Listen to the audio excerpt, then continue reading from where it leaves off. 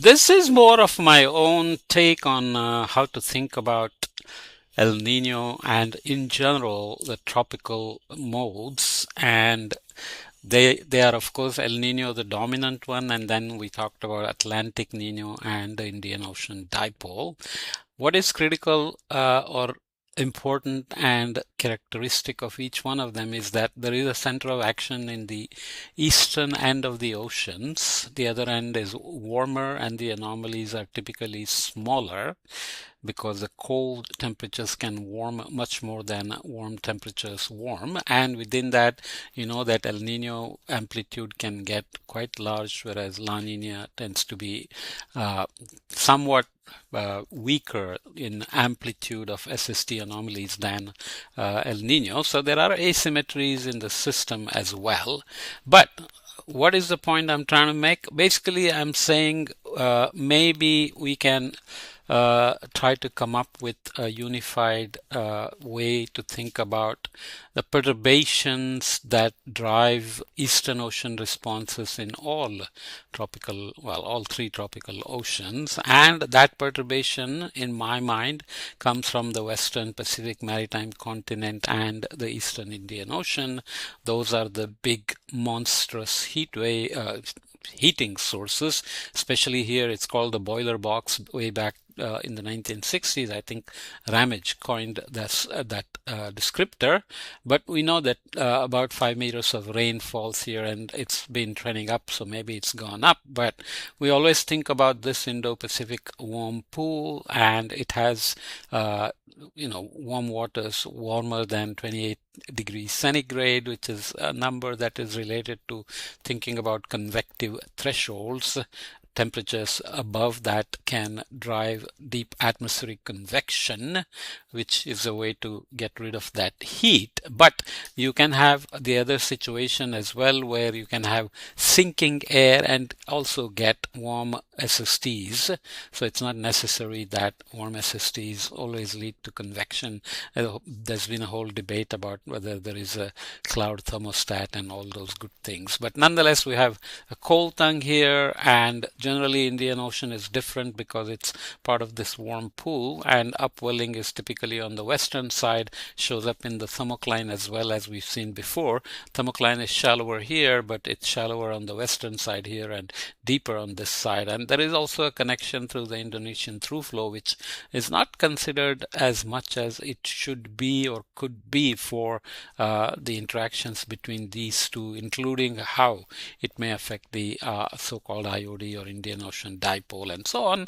Associated with that, there is a Indo-Pacific rain pool, IWRP, Indo-Pacific IPRP, and IPWP is what this paper calls them. So if you look at multiple sea surface temperature products and the area under the 28 degree C isotherm, you can see that it has variabilities at all time scales. I will show a little bit more detail in a bit from another paper, but that's shaking at all kinds of time scales, basically because it's a very convection is always very non-linear. So we are talking about variabilities from literally synoptic scale to quasi-biweekly time scale, intra-seasonal time scale, interannual, seasonal, interannual, and even decadal time scale variabilities. And there is an argument that in the recent decades, because of global warming, it's a warming hotspot, and that the Indo-Pacific warm pool area, surface area in kilometers squared is been increasing. And you can see it in multiple products as well. And if you look at the sea surface temperatures themselves, as we said, they are above 28 degrees C, 28.5 degrees C. And we'll see another paper arguing that maybe convective threshold itself is increasing as well, but there is a debate about that as well. So sea surface temperatures are warming, and the critical thing to remember here is that Eastern Pacific is not warming or not warming as fast for sure. And if global warming response is like this, then obviously there will be a positive feedback because this SST gradient will get stronger if this cools during global warming, which means upwelling will get stronger, which means the gradient will get stronger. So kind of a slow, low frequency trend of Bieknes feedback, let's say. It's not exactly the same, but nonetheless, I'm squeezing this volume button here. But anyway, obviously all this rain also leads to heating. So there are papers looking at the changes in the area. So it's showing before 1980, after 1980, and then 1980s, 90s, 2000s, and 2010s. So after 1980 shows an increase, but you can see that within that 90s and 2000s and 2010s, you have still natural variability and trend are acting together, obviously.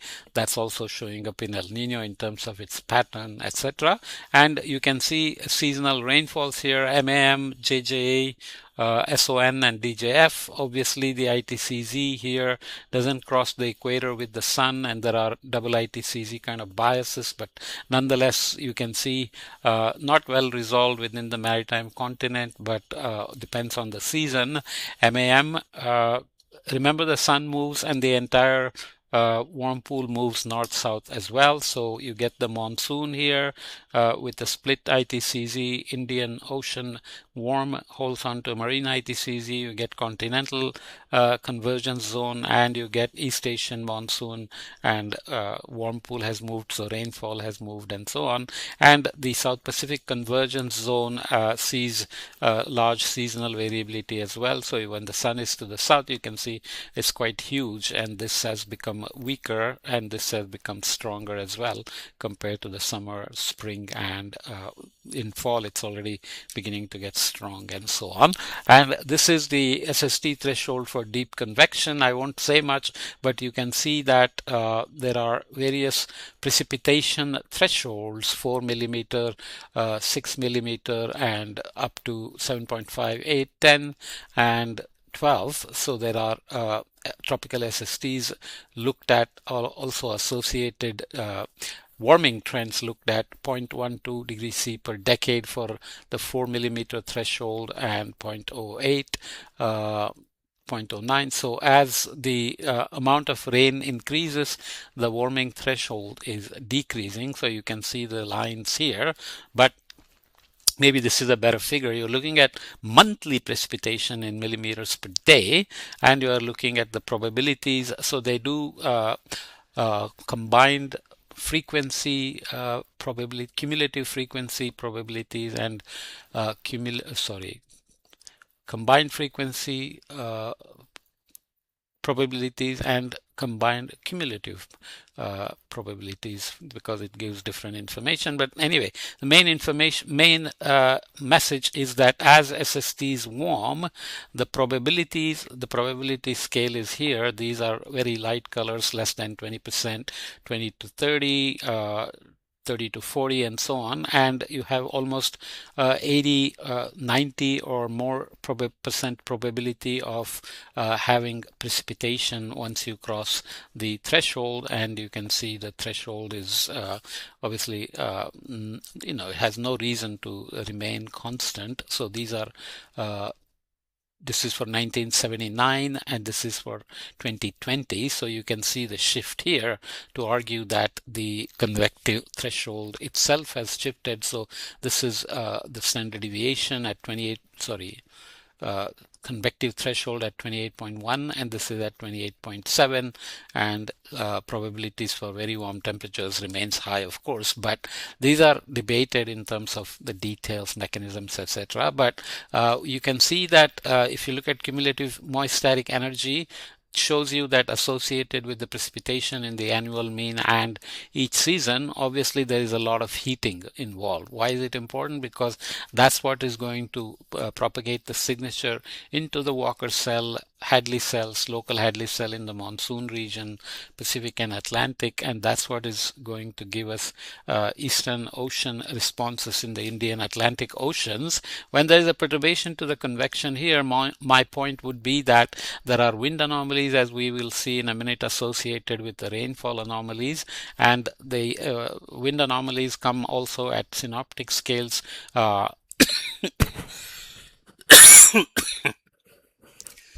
Bursts of winds that can what we call westerly wind bursts, which can set off waves, can perturb the thermocline and start off positive feedback. So I would argue the Eastern Pacific is the most directly perturbed, most often perturbed signature of the West Pacific warm pool variability.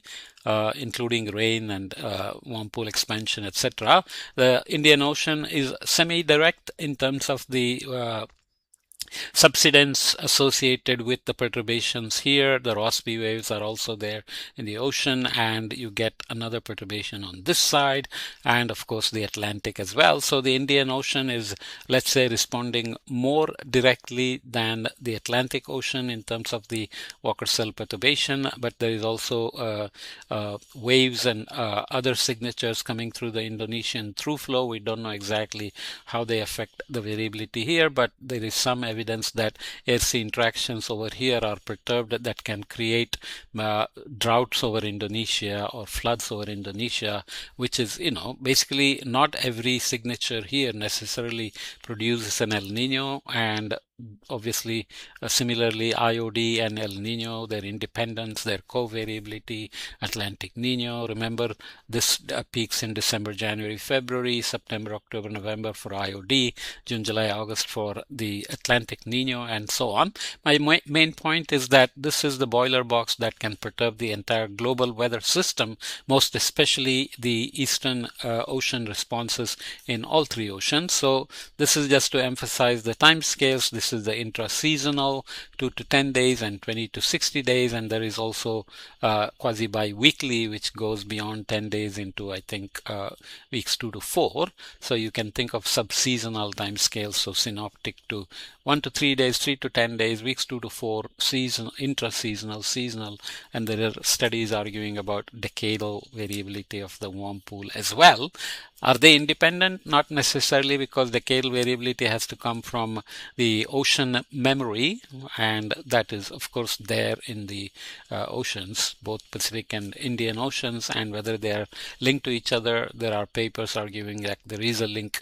The lower the frequency, the more likely that the Indonesian through flow affects the Indian Ocean from the Pacific side, and then there are arguments that there is a feedback from the Indian Ocean onto the Pacific, even at anthropogenic timescales, because it's argued that Indian Ocean is impacting the anthropogenic heat uptake here, and that the heat uptake here is getting into the Indian Ocean through the Indonesian through flow. So the timescales are going to get all conflated or confounded, but my main point would be to come back to the interannual timescales and look at just the Eastern Ocean responses in the Pacific, which is the most frequent, most dominant one in terms of El Nino and La Nina, the Eastern Indian Ocean, the IOD positive negative phases, and the Eastern Atlantic with the Atlantic Nino and Atlantic Nina. Right, so these are the zonal wind anomalies. Of course, there is a heating, there is upper level divergence, low level convergence, and obviously there are wind anomalies associated with any deep convection perturbation. And the question is, how do they affect the Eastern Pacific response in terms of the ocean, thermocline, SSTs, feedbacks, Bieknes feedback, and so on. Okay, this is about the standard deviation of the 10 to 90 day filtered OLR in November to April and May to October. Obviously, again, you see sun is to the south, so signatures are to the south. MJOs are going this way. Some of them are getting detoured and coming on this side into the SPCZ.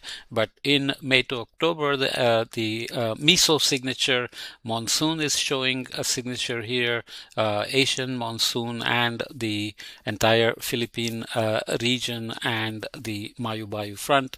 Everything gets affected by mesos here, mesos there, and Rossby waves, quasi-biweekly stuff, 10 to 20 day, 30 to 60 day, and so on and so forth. So main idea is that there are all these time scales that are intrinsic to a heat source. This is the standard deviation of the 20 to 80 day filtered CMAP rainfall during 1979 to 1998 and propagation vectors for boreal summer. There are nice initiation, growth, etc. shown by Bin Wang as well, but I won't go more into it. So you can see during May to October you have eastward and northward detour, and you have westward and maybe northward detour. 10 to 20 day systems can come into the Bay of Bengal and go north westward, whereas 30 to 60 day can go northeastward. So basically we are taking data and we're interpreting things by filtering. So explained variance is always important to keep in mind. But the point is these time scales affect the ocean and then the subsequent Eastern Ocean response. Okay, so this is a standard deviation of seasonal mean OLR for boreal winter, showing sun being to the south, but the action here remains, right? Indonesia gets rain throughout the year. Their droughts tend to be in the boreal summer months, but they get rain pretty much throughout the year. But this perturbation, you can see standard deviations are obviously, OLR is obviously convection, deep convection. Negative anomalies tend to be convecting, positive anomalies are suppressed convection, standard deviations are the variances. So main point I'm trying to make is that Western Pacific warm pool has lots of intrinsic timescale variability because it's a heating monster. It can perturb the entire Walker circulation and Hadley circulation and beyond, depending on the time scales. So can we think of Eastern Ocean responses to Western Pacific perturbations as a more coherent Indo-Pacific tripole as well as tropical interactions and tropical modes? Is there a phasing of the Atlantic Niño, IOD, ENSO, and back? The people have argued this, but when you have so many other signals, it's not always that they maintain the sequence, but it's possible that stochastic forcing can perturb the sequence, and yet they are there somehow. So maybe some brilliant mind will find a way to deconvolve all these details. I'm just offering a hypothesis that Eastern Ocean responses to West Pacific convection variability may be a way to think about all the zonal modes together. Okay, I'll leave it there.